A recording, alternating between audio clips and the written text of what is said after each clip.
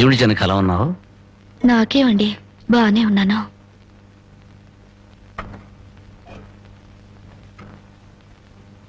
జనకి చేతికి ఏమైంది? అబ్బే ఏం లేదు, ఏదో గీసుకుంది. ఎందుకమ్మా అబద్ధం చెప్తావు? నిజం చెప్పు. నిజమా? అవునరా, నాకు కూడా తెలియకుండా రక్తం అమ్మి డబ్బు తెచ్చింది.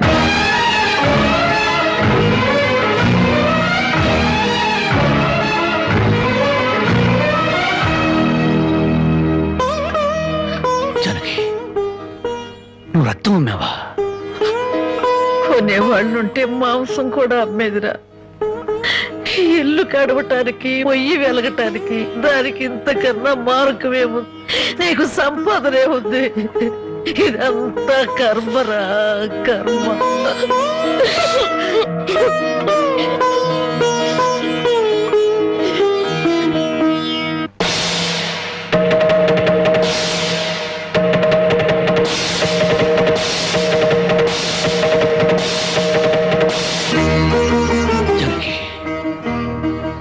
కన్న తల్లి రక్తం పంచి ప్రాణం పోస్తుందంటారు.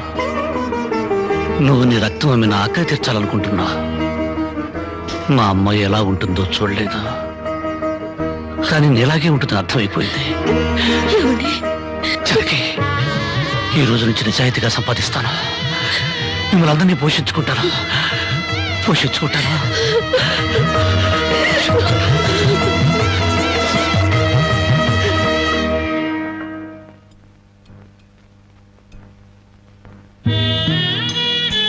భోంచేస్తున్నారండి అయ్యా, బాగా చేయండి.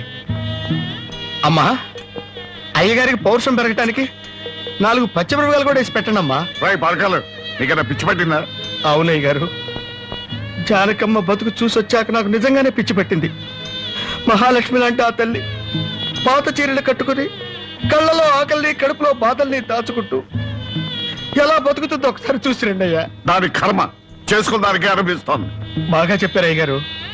దూడం తాగితే గేదెలకు కూడా కోపం వచ్చి కొమ్ములతో కుమ్ముతాయి. మనం మనుషులేం కదా, వాటి పౌరుషాలు మనకెందుకులేండి. ఎందుకులని ఊరుకుంటుంటే రెచ్చిపోయి మాట్లాడుతున్నావు. నిలువురా నరికేస్తాను. నరికేయండి అయ్యా, నరికేయండి. జానకమ్మ లాంటి చల్లని తల్లి పడే కష్టాలు చూశాక నాకు బతకాలని లేదండి అయ్యా.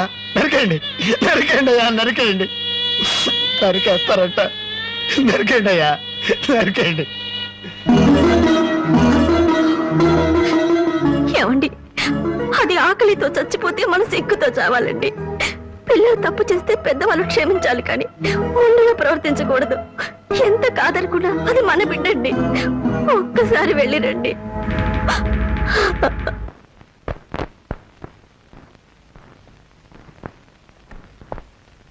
అమ్మా, ఇది ఇక్కడ తగ్గే జబ్బు కాదు. త్వరగా పట్నం తీసుకెళ్లి చూపించండి. అప్పటి వరకు ఈ మందులు వాడండి.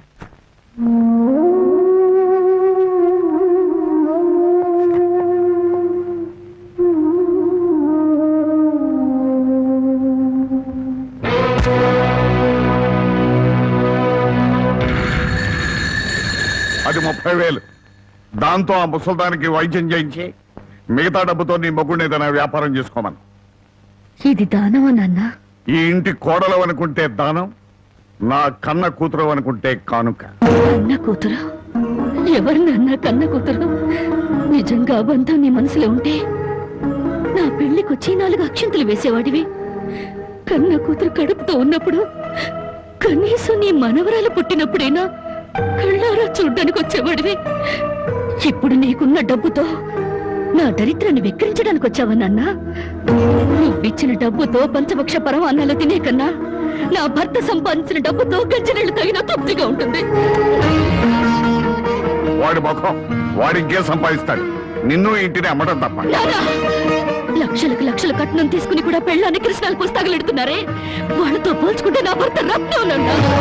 రత్నం కట్టుకున్న చీరతో వచ్చి నన్ను పెళ్లి చేసుకున్న ఆయన నువ్వు కోటీశ్వరుడని తెలిసినా కూడా నీ దగ్గర చిల్లిగవ్వ కూడా ఆశించలేదు. ఆయన వల్ల నేను పుస్తకంతో పడుకున్నానేమో గానీ పరువు పోగొట్టుకోలేదు. నువ్వు నా కన్న తండ్రివి కాబట్టి ఎన్ని మాటలన్నా ఊరుకున్నాను. ఇదే మరొకడైతే నా చెప్పు తెగేదాకా కొట్టేదాన్ని. బయటికి